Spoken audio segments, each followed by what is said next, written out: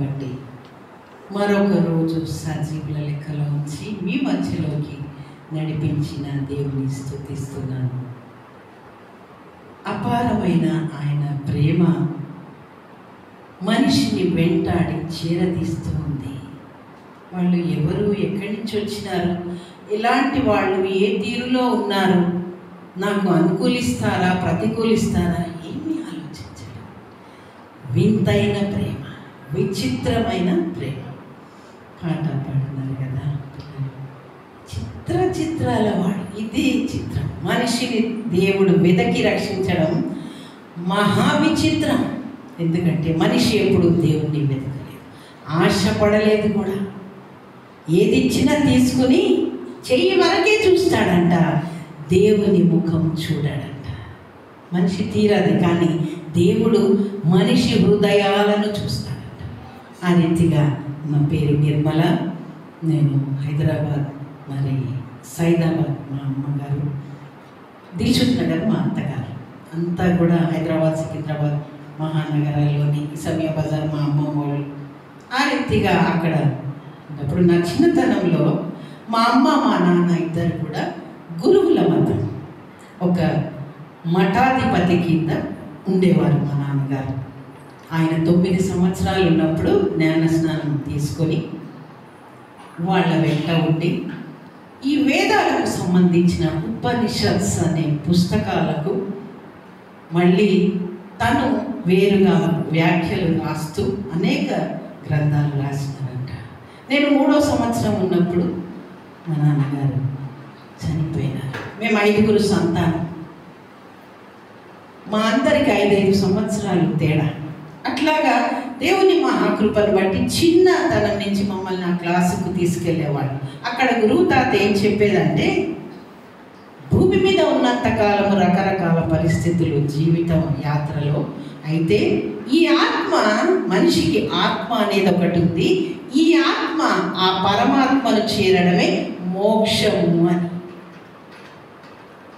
వింటా ఉన్నాం. చాలా చిన్న వయసు అప్పుడు నేను మా అమ్మని అడిగిన ఒకసారి, ఈ ఆత్మ ఆ పరమాత్మను చేరుతుందని ఎట్లా తెలుసు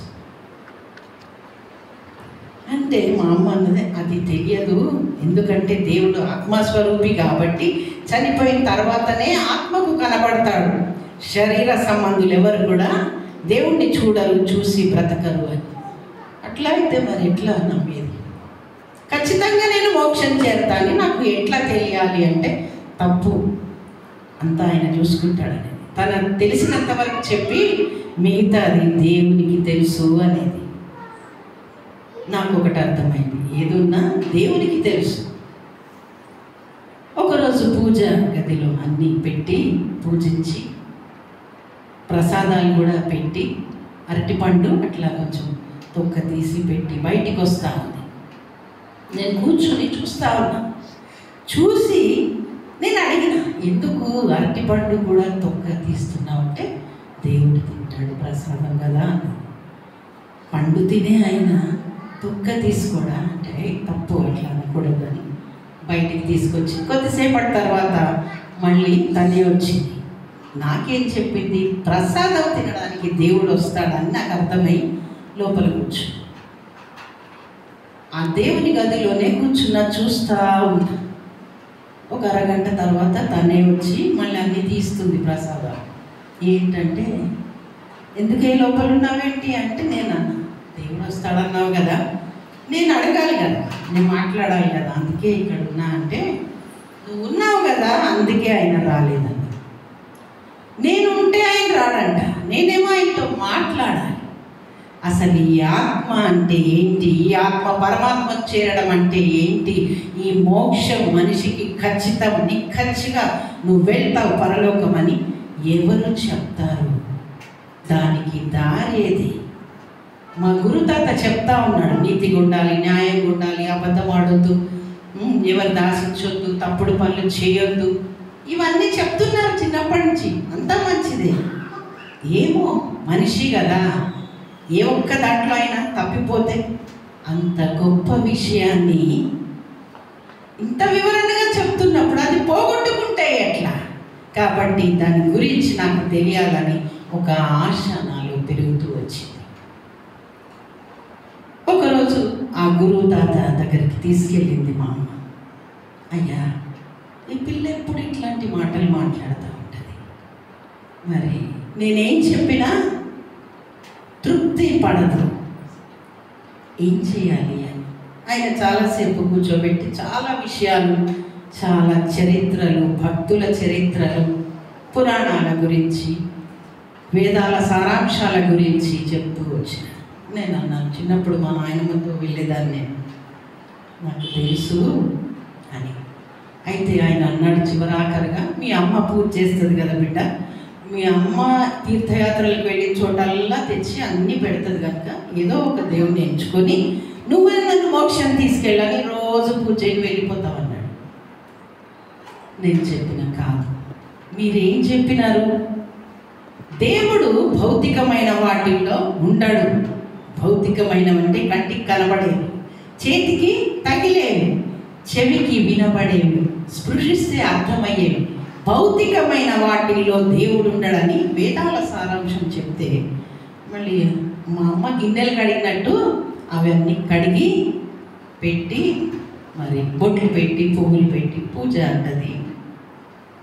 నేను ఆ విధంలో అడగట్లేదు. ఈ ఆత్మ పరమాత్మను చేరేదే మోక్షం అని నువ్వు చెప్పినావు కదా, ఆ పరమాత్మ ఎవరో నేను చూడాలంటే కుదరదు అన్నది. మరి ఎట్లా తెలుస్తుంది? నేను ఈ ఆత్మ, నా ఆత్మ ఆ పరమాత్మను చేరుతుంది అనేది ఎట్లా అంటే ఇప్పుడు తెలియదు, చచ్చిపోయినాక తెలుస్తుంది అన్నది. చచ్చిపోయినాక ఇటు అటు ఎవరికి తెలుసు? రెండు ఉన్నాయని చెప్తున్నావు కదా, నరకం కూడా ఉంది, పరలోకం కూడా ఉంది అని చెప్తున్నావు కదా. అది పొరపాటున ఈ వైపున పడితే, ఈ పిల్లకి ఇన్ని ఆలోచనలు ఎప్పుడు, ఎంత అప్పుడు నా వయసు అంటే 9 సంవత్సరాలు. చాలా ఆశ్చర్యమైంది. ఆయన కూర్చోబెట్టి అడిగినాడు, బిడ్డ ఎందుకు నీకు ఈ ఆలోచనలు వస్తున్నాయి? నేను ఒక నోట్బుక్లో 27 ప్రశ్నలు రాసుకున్నాను. అసలు ఆత్మ అంటే ఏంటి? మనిషికి దేవునికి ఉన్న సంబంధం ఏంటి? ఈ ఆత్మ పరమాత్మను చేరడం అంటే ఏంటి? అసలు మోక్షం అంటే ఏంటి? ఆ ప్రదేశం ఎట్లాంటిది? ఎప్పుడు మనిషి అక్కడికి వెళ్తాడు? అలాంటప్పుడు భూమి మీద రోగం ఉంది, మరణం ఉంది, కరువు ఉంది, కష్టం ఉంది, నష్టం ఉంది. ఇవన్నిటి గుండా నేను నడవాలని ఎందుకు చెప్తున్నారు? ఏంటి? ఇట్లాంటివన్నీ 27 ప్రశ్నలు ఒక నోట్బుక్లో రాసుకున్నాను. అవి చూసి చాలా ఆశ్చర్యపోయినాడు ఆయన. బిడ్డ, 60 ఏళ్ళు దాటిన వాళ్ళకు కూడా ఈ ఆలోచన రాదు. నేను పోతే మోక్షం చేరతానా లేదా అనే ఆలోచన కూడా లేకుండా బ్రతుకుతున్నారు. అలాంటిది నీకు ఇంత ఆలోచన ఏంటి అని మళ్ళీ ఏమన్నాడంటే, నీకు ఇంత ఆశ ఉంది కదా, ఒకవేళ దేవుడు నిన్ను దర్శిస్తే వచ్చి నాకు చెప్పమన్నాడు. వచ్చేసిన ఎక్కడ పడితే అక్కడ కూర్చుని అడుగుతున్నా నేను, ఎవరు? ఈ ఆత్మ పరమాత్మను చేరడం అంటే ఏంటి? ఆ మోక్షం ఎట్లా లభిస్తుంది? పురాణాల్లో ఉన్న భక్తులందరి జీవితాలు అన్నీ ఆయన మంచి మంచి పుస్తకాలు నాకు ఇస్తూ ఉండేవాడు. గౌతమ బుద్ధుడు అంటే అన్నీ కూడా చదువుతున్నాను కానీ తృప్తిగా లేదు. గౌతమ బుద్ధుడు ఒకటే రాసినాడు, బోధి వృక్షం కింద నేను కూర్చుంటే 41 రోజుల్లో నాకు ఒక జ్యోతి సాక్షాత్కారం అయింది. ఆ తర్వాత నేను జ్ఞానం పొందిన, నాకు జ్ఞానోదయం అయిందని. ఏం జ్ఞానోదయం అయింది? అవును, పుస్తకాలు రాసినాడు, చాలా విషయాలు రాసినాడు. అది కాదు, ఆయన అనుభవం ఎట్లాంటిది నాకు అర్థం కాదు. నేను నేనే చూడాలి. ఈ ఆశ, ఈ ఆలోచనతో బ్రతుకుతున్నాను. నాకు మా ఇంటి పక్కన తమిళనాడు నుంచి, మరి మేము సైదాబాద్లో ఉంటామని చెప్పిన కదా, డిఎంఆర్ఏల్కి ఆయన ఈ ట్రాన్స్ఫర్ అయ్యి వచ్చినారు. ఆయన భార్యకి తమిళం తప్ప ఏమీ రాదు. అతను కొంచెం హిందీ వచ్చు. అమ్మతో మాట్లాడి ఇట్లా మేము కొత్తగా వచ్చాము, ఆమె ఒక్కతే ఉంటుంది, నేను ఆఫీస్కి వెళ్తా ఉన్నా, ఏదైనా అవసరం ఉంటే మీరు చూడండి అంటే, మా అమ్మ చాలా హెల్పింగ్ నేచర్, నేను చూస్తానని చెప్పేది, ఏది కావాలన్నా చూస్తూ ఉండేది. ఒకరోజు ఆమె మా ఇంటికి వచ్చి సైగలతో చెప్తా ఉంది. ఏం చెప్తుంది అంటే, నేను మా చర్చికి వెళ్ళాలి, మా పిల్లల్ని స్కూల్కి తీసుకెళ్ళే ఆ రిక్షా అతన్ని రమ్మన్నాను, అతను వస్తాడు, వెళ్తా. కానీ కొత్త ప్రాంతం కదా, నేను వెళ్ళి తిరిగి ఎట్లా వస్తాను, నాకు కొంచెం ఇదిగా ఉంది, మరి భయంగా ఉంది, మీ చిన్న అమ్మాయిని పంపిస్తారా అని. మా అమ్మకి అర్థమైపోయింది. తలూపి ఆమెను పంపించేసి నన్ను లోపలి గదికి తీసుకెళ్ళి, ఆమె ఇట్లా అడిగింది, పరాయి ప్రాంతం నుంచి వచ్చింది కాబట్టి మనం సహాయం చేయాలి, అంతేగాని నీకు చూస్తే నువ్వు దేవుని పిచ్చోడం. మరి వాళ్ళల్లో ఒకటి ఉంది, వాళ్ళకు కూడా ఒక పిచ్చి ఉంది. ఎవరికి? క్రైస్తవులకు. ఏం పిచ్చి అంటే మా దేవుని నమ్ముకో, మా దేవుని నమ్ముకో, మా దేవుని నమ్ముకో అని చెప్తారు. నువ్వు ఎవరితోనూ ఏం మాట్లాడకూడదు. చిన్నప్పుడు చాలా తక్కువ మాట్లాడేది నేను. నువ్వు మాట్లాడవు నాకు తెలుసు, కానీ వాళ్ళు నిన్ను మాట్లాడించినా ఎవరితో కూడా మాట్లాడుతూ చివరికి కూర్చో, అయిపోగానే వచ్చేసి. ఆ విధంగా నేను ఆమెతో పాటు, అది ఒక చిన్న స్త్రీల కూడిక, హెబ్రోన్ సహవాసం. హెబ్రోన్ నుంచి సిస్టర్స్ ఇద్దరు వచ్చేవారు. సైదాబాద్ కాలనీలో ఒక ఇంట్లో జరిగేది. వాళ్ళ ఇంటి ఆవరణ స్థలంలో చిన్న పెద్ద షెడ్ వేసి అక్కడ ఆరాధన జరుపుకునేది. అందులోనే ఈ స్త్రీల మీటింగ్. ఓ 15-16 మంది కూడుకునేవాళ్ళు. వాళ్ళు వచ్చి వాక్యం చెప్తా ఉంది ఒక ఆమె. ఏం చెప్తుంది అంటే, మన దేవుడు మాట్లాడే దేవుడు, మన దేవుడు పిలిస్తే పలికే దేవుడు, మన దేవుడు ప్రార్థిస్తే దిగి వచ్చి కార్యాలు చేస్తాడు అన్నది. ఈ 3 మాటలు ఆలోచిస్తున్నాను నేను. నాకు చెవిన పడి నా లోపల పని చేస్తూ ఉన్నాయి. మాట్లాడే దేవుడంట, పలుకుతాడంట, పిలిస్తే పలుకుతాడంట, దిగి వచ్చి కార్యాలు చేస్తాడంట. ఇది ఈ మాట ఆలోచిస్తున్నాను నేను. వచ్చేసి ఇంటికి వచ్చిన తర్వాత నేను ఒక చోట కూర్చుని, యేసు ప్రభువా, నేను నీకు తెలుసో లేదో, మేము ఎప్పుడు చర్చికి పోలేదు కదా, మా అమ్మ అనేది, మనం గౌన్లో, మనం చాలా పెద్ద కులం, ఎవరి బుద్ధి వాళ్ళది, ఎవరి ఆశ వాళ్ళది, ఆలోచన నాకేం తెలిసేది కాదు, అన్నిటికీ తలూపేదాన్ని. అట్లాగా మరి నేను నీకు తెలుసో లేదో కానీ వాళ్ళు చెప్తున్నారు, మన దేవుడు మాట్లాడే దేవుడు, మన దేవుడు పిలిస్తే పలుకుతాడు, మన దేవుడు ప్రార్థిస్తే దిగి వస్తాడు అని వాళ్ళు చెప్తున్నారు.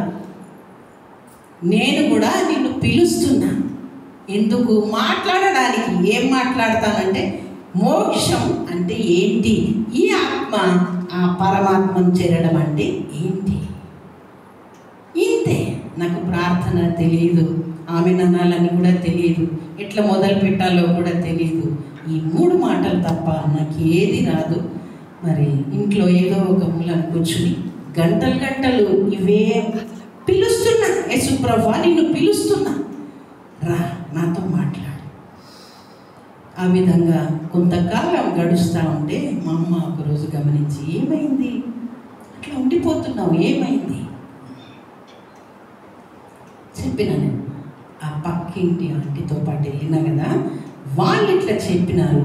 మరి వాళ్ళ దేవుడు ఏమన్నా మోక్షం గురించి చెప్తాడేమో అని పిలుస్తున్నా అంటే, అమ్మో నేను ఎంత భయపడ్డాను. అదే చేసినాం, వద్దు బిడ్డ, మనకి చాలా దేవుళ్ళు ఉన్నారు. అది వద్దు. వాళ్ళు ఇంగ్లీష్ వాళ్ళు మన దేశం మీదకి వచ్చినప్పుడు మరి మన దేశాన్ని మతపరంగా కూడా స్థిరపడిపోవాలని ఆశించి ఆలోచించి చాలామందికి చెప్పినారు. ఎవరు వాళ్ళని నమ్మలే. అందుకని వాడలకు వెళ్ళిపోయి, ఊరి చివరిలో ఉండే వాళ్ళ దగ్గరికి వెళ్ళిపోయి వాళ్ళకి స్కూళ్ళు కట్టిస్తాం, మీ పిల్లలకి చదువులు చెప్పిస్తాం, ఆశలు చూపి ప్రలోభ పెట్టి ఆ విధంగా వాళ్ళు చెప్పినారు. కానీ ఆయన మన దేవుడు కాదు, మన దేవుడు కాదు. మనకి 33 కోట్ల దేవుళ్ళు దేవతలు ఉన్నారు అని చెప్పారు. మళ్ళీ ఆ గురుతాత దగ్గరికి తీసుకెళ్ళి మళ్ళా కూర్చోబెట్టింది. మళ్ళీ డిస్కషన్స్ గంటలు. ఆయన చాలా ఇంట్రెస్టింగ్గా నాతో మాట్లాడేవాడు. నేను కూడా విచిత్రమైన ప్రశ్నలు అడిగేదాన్ని. ఈ విధంగా సమయం అంతా అయిపోతూ ఉంటే ఆఖరణ మాత్రం ఆయన అన్నాడు, బిడ్డ నువ్వు ధన్యురాలు, బిడ్డకి ఇంత ఆశ ఏంది?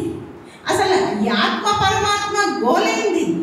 నేను పరలోకం చేరాలి, మోక్షం చేరాలనే ఆలోచన ఏంది?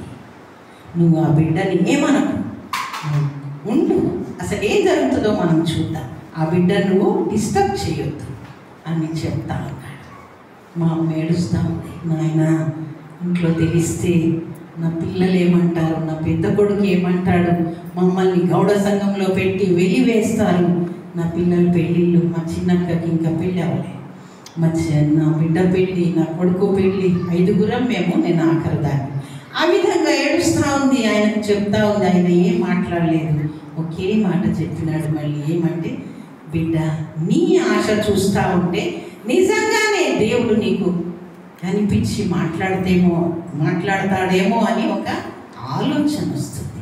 అది నిజమైతే మాత్రం నువ్వు వచ్చినాడు చెప్పాలి. తలూపి వచ్చేసి చాలా వాటికి తలూపేది. అన్నం తిన్నామంటే కూడా నోరు విప్పి మాట్లాడేది చాలా తక్కువ. కాబట్టి వచ్చేసిన. ఇంకా మా అమ్మ ఏడుస్తుంది, బాధపడతా ఉంది. వద్దు బిడ్డ వద్దు, ఏ ధర్మశాస్త్రం కూడా తల్లి మాట కాదని చెప్పలేదు కనుక నీకు ఈ ఆలోచన వద్దు, మనకున్న దేవుళ్ళను నువ్వు అడుగు, మనకున్న దేవుళ్ళని అడుగు, మోక్ష భీమని అడుగు అంటా ఉంది. కానీ కాదు, నా ఆలోచన అంతా అటే ఉన్నది. వాళ్ళు చెప్పినారు, పిలిస్తే పలుకుతాడు అని చెప్పినారు. మా అమ్మ ఎన్నో యాత్రలకి చిన్నప్పటి నుంచి మమ్మల్ని అందరినీ తీసుకెళ్తే పెద్ద పెద్ద ఇళ్ళల్లో మంచి అలంకారం ఆడ కూర్చుంటే మనం వరుసగా వస్తూ ఉంటే చూపించి పంపించేస్తుంటారు కదా. అందరూ దర్శనమైంది అంటున్నాను. నేను అట్లే నిలబడ్డా చాలాసేపు. చిన్నపిల్లని కదా, ఏమంటలేడు పూజారి. మా అమ్మ అంత దూరం వెళ్ళి మళ్ళీ వెనక్కి వచ్చి ఏమైతే ఇక్కడ ఉన్నావు అంటే నాకు ఏ దర్శనం కాలేదన్న. అంటే దర్శనం రా అని తీసుకెళ్ళిపోయింది. ఆ విగ్రహం చూడటమే దర్శనం అంటారు, నాకు తెలియదు, ఇంకేంటనుకున్నానే. అట్లాగా దేవుని మహాకృప నాలో నా ఆశ పెరుగుతూ వచ్చింది. మీరు ఊహించండి, ఆయన ప్రవచన రీతిగా మొట్టమొదటిసారి నాతో మాట్లాడినప్పుడు పలికిన మాట, భూమికి పునాది వేయబడినప్పుడు నీవు నా ఏర్పాటులో ఉన్నావన్నాడు. చాలా ఆశ్చర్యకరమైన మాట కదా. ఒక్కొక్కరిని మామూలుగా కొనుక్కోలేదు ఆయన. ఈ భూగృహాలను, ఆకాశ నక్షత్రాలను, రకరకాల వందల వేల కోట్ల గ్రహాలను చేస్తున్న ఆ దేవుడు ఒక్కొక్కరి తూకానికి ఒక నక్షత్రం సరిపోతుంది, ఒక్కరి తూకానికి ఒక గ్రహం సరిపోతుంది అనుకోలేదు. లేదా ఒక వజ్రాల కానీ ఇచ్చేస్తాను అనుకోలేదు. కానీ తనకు తాను దిగి వచ్చి ప్రాణం ఇచ్చేసి తన స్వరక్తముతో నీ కొరకు నా కొరకు అతి పరిశుద్ధ స్థలంలో బలి అర్పించినాడు. అందుకే ఇక నువ్వు బలి లేదు. అలాంటి దేవుణ్ణి మనం కలిగి ఉన్నాం, అలాంటి దేవుణ్ణి మనం మొక్కుతున్నాం. చాలామంది విలువ లేకుండా ఉంటే బాధ వేస్తుంది, నాకు చాలా వేదన పడుతూ ఉంటాం. అట్లాగా మరి ఈ రీతిగా నేను కూర్చుని ఇదే పని రాత్రి పగలు ఎప్పుడు చూసినా నాతో మాట్లాడు. నాకు ఒక విజన్ కలిగింది. ఆకాశంలో ఒక ఆయన 2 చేతులు చాపి, తెల్ల వస్త్రాలతో 2 చేతులు చాపి పిలుస్తున్నట్టు. నేను మా అమ్మకి చెప్తే, నువ్వు మా దేవుడు కాదు, నేను రానని చెప్పు, ఇంకోసారి నువ్వు నాకు కనబడొద్దని చెప్పు అన్నట్టు. నాకేం తెలిసేది కాదు. నేను అనుకుంటున్నా, లేదు, నేను పిలుస్తున్న దేవుడు నన్ను పిలుస్తున్నట్టున్నాడు అని. ఆ విధంగా ఒకరోజు నాకు ఒక దర్శనం కనబడింది. మరి కొన్ని నెలల తర్వాత ఈ విధంగా అడుగుతున్నాను, ప్రార్థన అంటే ఇంకా అదే ప్రార్థన. నాకు కనబడు, నాతో మాట్లాడు, మోక్షం అంటే ఏంటో చెప్పు, ఈ ఆత్మ పరమాత్మను చేరటం అంటే ఏంటో చెప్పు అని. ఈ తీరులా ఉన్నప్పుడు నేను చూస్తున్న ఆ దర్శనంలో కూడా ఆకాశం తట్టు కన్నులెత్తి పిలుస్తున్నా, యేసు ప్రభువా నేను నిన్ను పిలుస్తున్నా, నాతో మాట్లాడు, నాకు చెప్పు, ఈ ఆత్మ పరమాత్మను చేరడం అంటే ఏంటో నాకు చెప్పు అని అంటా ఉంటే, మరి పెద్ద శబ్దంతో మొదటి ఆకాశం తెరవబడ్డది. ఆ పైన ఇంకొక ఆకాశం ఉన్నది. ఆ ఆకాశంలో నక్షత్రాలు కానీ మేఘాలు వేరే ఏమి ఉండవు, శూన్య స్పష్టంగా కనపడుతుంది. ఆ పైన అగ్నిలో ఒక వ్యక్తి నిలబడి 2 సార్లు పేరు పెట్టి పిలిచినాడు. నిర్మల అంటే దద్దరిల్లిపోతుంది. 4 దిక్కుల నుంచి నాకే వినిపిస్తుంది. భయపడిపోతున్నా, వణికిపోతున్నా. ఆయన చేయి చాపితే ఒక మేఘం వచ్చి నన్ను తీసుకెళ్ళి మధ్యాకాశంలో నిలబెట్టి, ఈ సోలార్ సిస్టమ్ అంతా కూడా చిన్న బంతుల్లాగా కనబడుతుంటే, అడుగుతానన్నావు కదా అన్నాడు. ఏమడగాలో అడుగు చెప్తానంటే నేనన్నా, ఏమడగనయ్యా, నేనెప్పుడు కూడా నీతో ఉంటే చాలు. ఒకే ఒక్క మాట, నేనెప్పుడు నీతో ఉంటే చాలు. నాకు అర్థమైపోయింది ఆయనే మోక్షమిచ్చే ప్రదాత అని. ఆయన అన్నాడు, నీకు అనుగ్రహించబడిందని ఆయన చేతుల్లో నుంచి ఒక నక్షత్రాన్ని విడిచిపెట్టినాడు. నేను చూస్తున్నప్పుడు అది చాలా వెలుగుతూ వస్తుంది, నక్షత్రం లాగా. ఇంకా కిందకు వచ్చినప్పుడు ఆ పై ఆకాశం మూయబడ్డప్పుడు మొదటి ఆకాశంలోకి వచ్చినప్పుడు పావురాకారంలో మారిపోయింది. పావురంలాగా తెల్లటి వెండి రంగులో